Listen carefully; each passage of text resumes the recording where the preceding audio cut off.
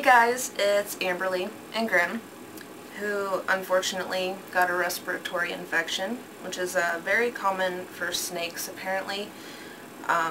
We may have caused it by stressing him out when we were moving him from his tank to the new bigger rack. But since he has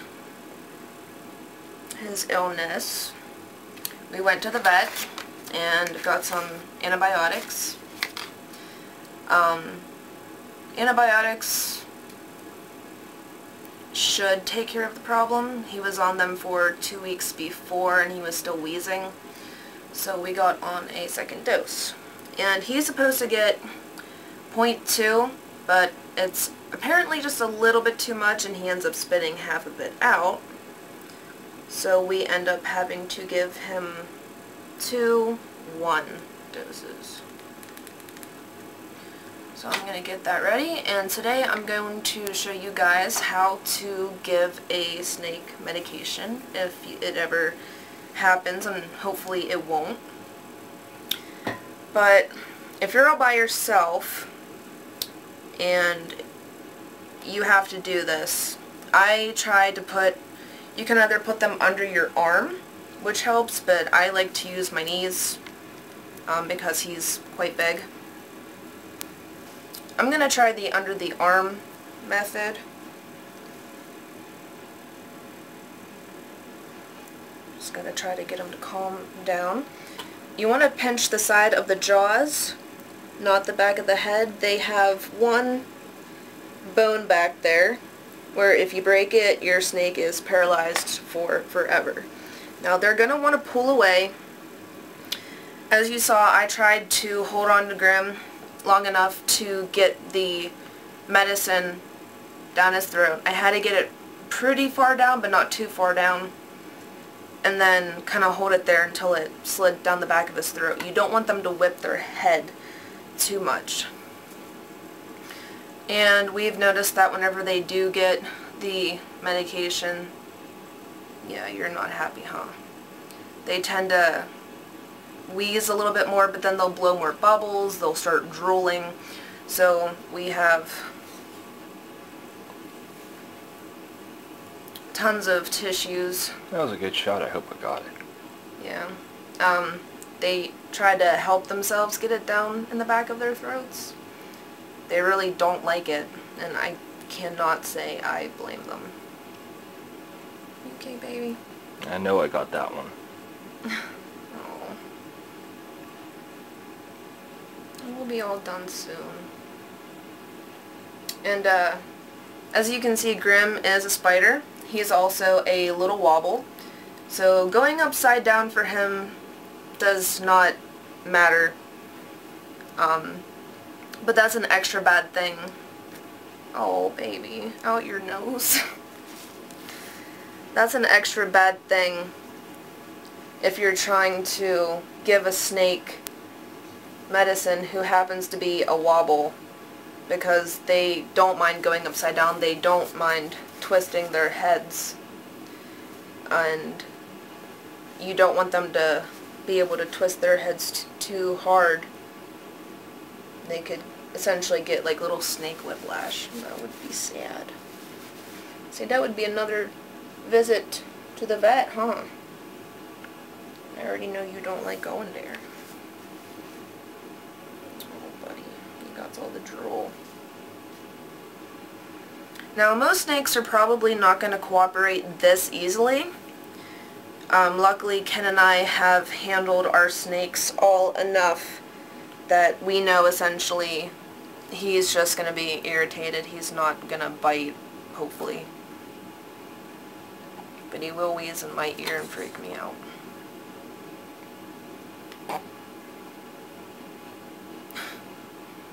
And again, he's a wobble. It's a little wobble, so. Looks like he's trying to do the limbo. Yeah. He does some pretty weird shit.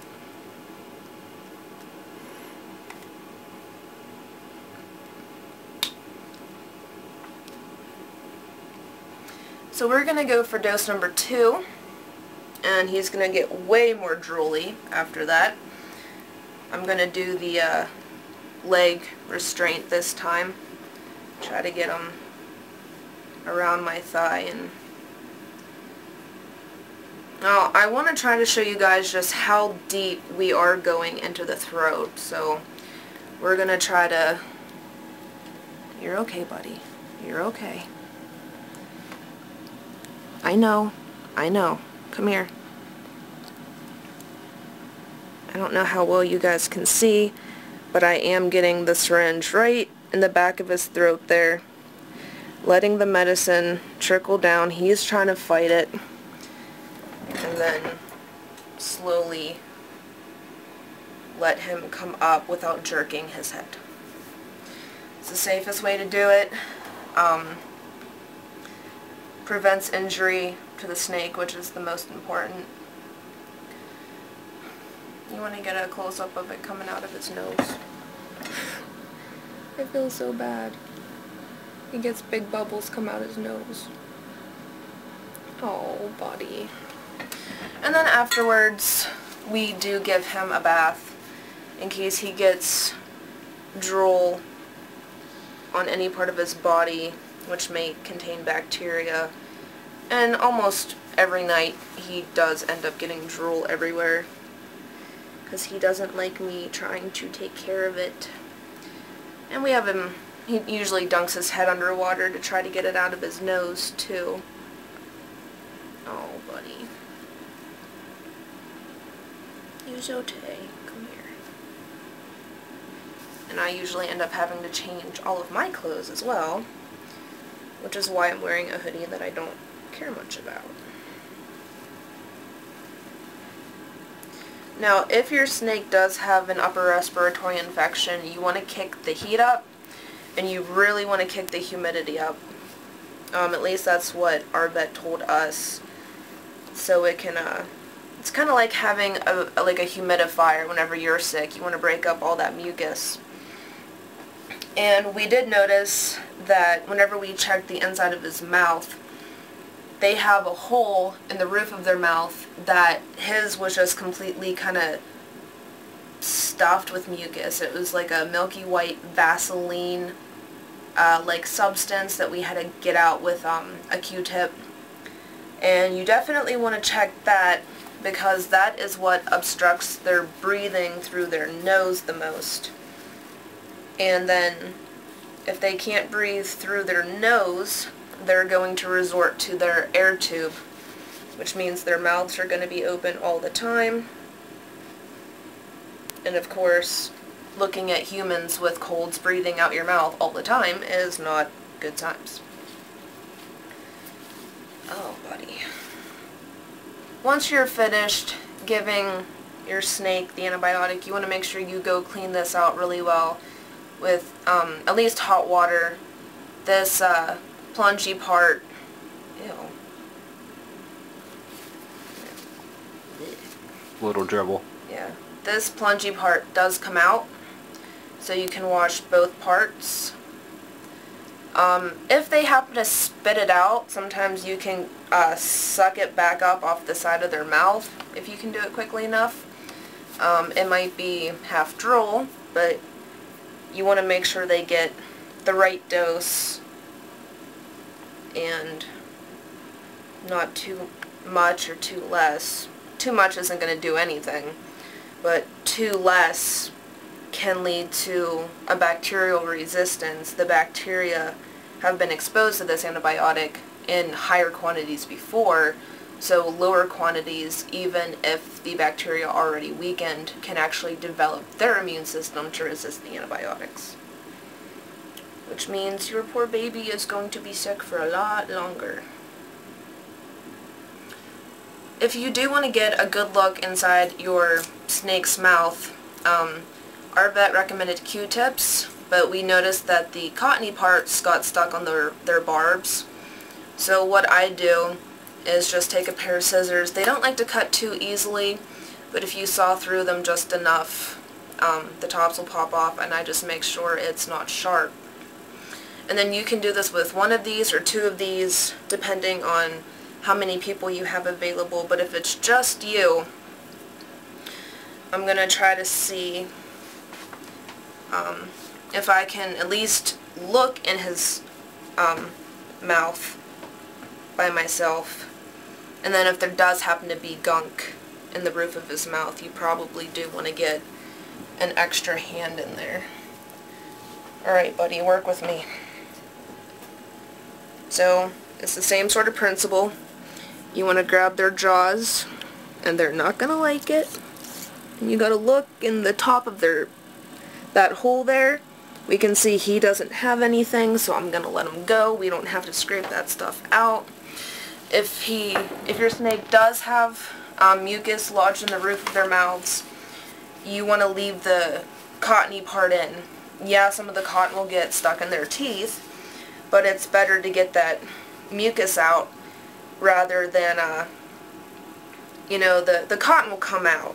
The mucus is not going to come out by itself, not for a long time anyway. You got it everywhere. And we're using tissues because they're a little softer than paper towels. If you don't have tissues, maybe you have a napkin, or you can just use a cloth, toilet paper, something a little softer. I know you don't like it. Something a little softer than paper towel, because you are kind of like rubbing their face with it. And I'm sure you know if you get sick, you don't like to use paper towel to blow your nose because it dries your nose out.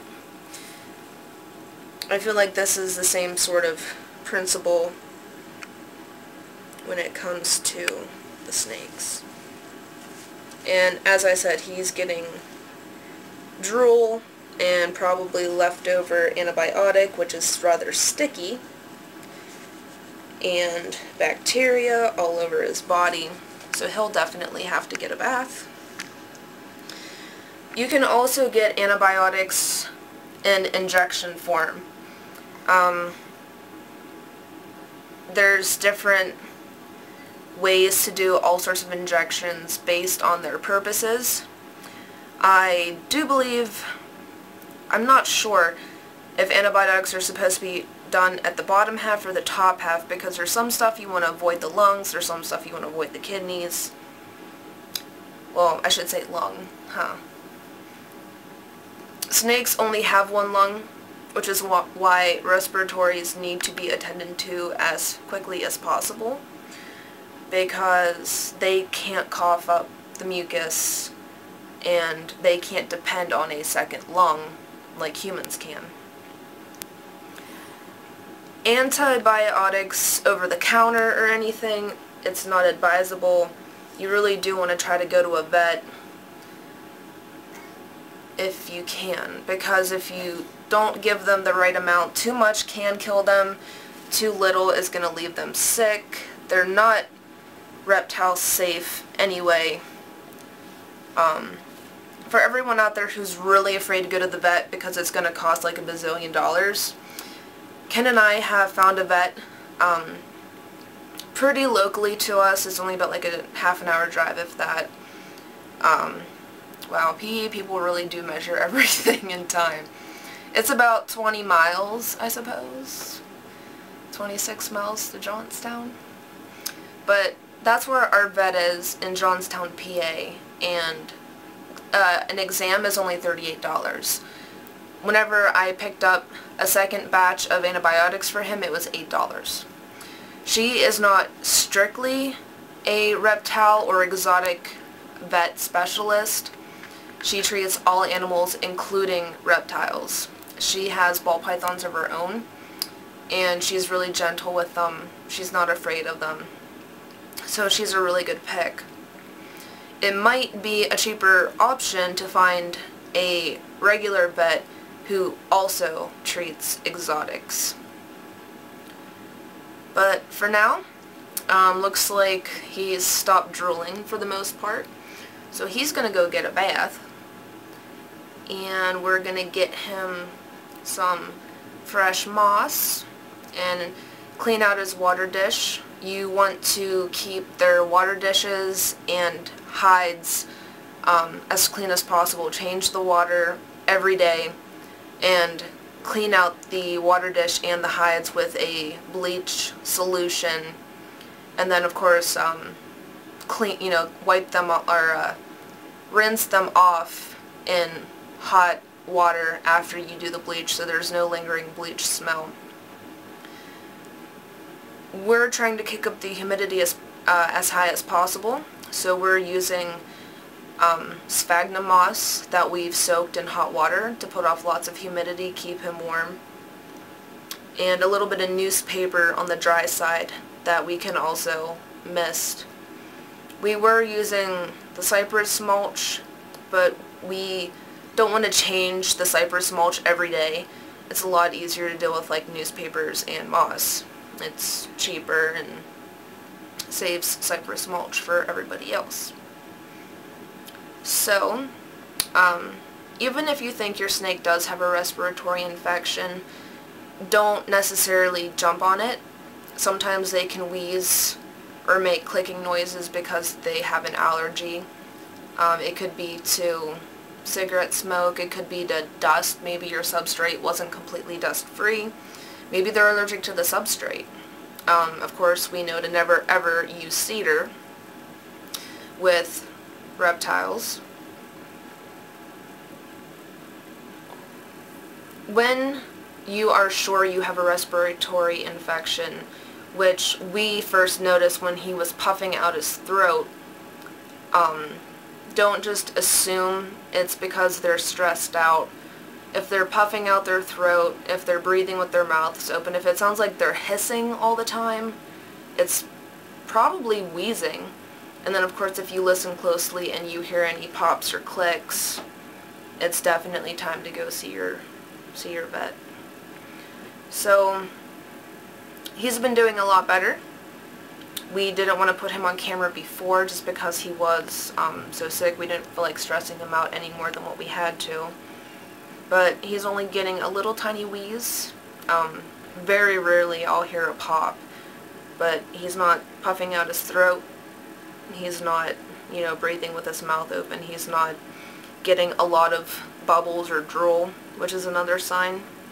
Unless we give him his meds, of course, then he drools like a fat kid looking at chocolate. Or like me looking at chocolate. Of course, if your snake is sick, you want to keep them completely isolated. No breeding, no letting them play with the other kids or anything. Bed rest, and lots of heat and humidity. So I hope you guys learned something. Thanks for watching, and Graham's been a really good boy for me, so he's gonna go get a nice bath and get all of his boogers off. Alright, we'll see you guys next time. Hey guys, if you liked that video, check out our other videos. Also, don't forget to rate and subscribe and comment and all that down below.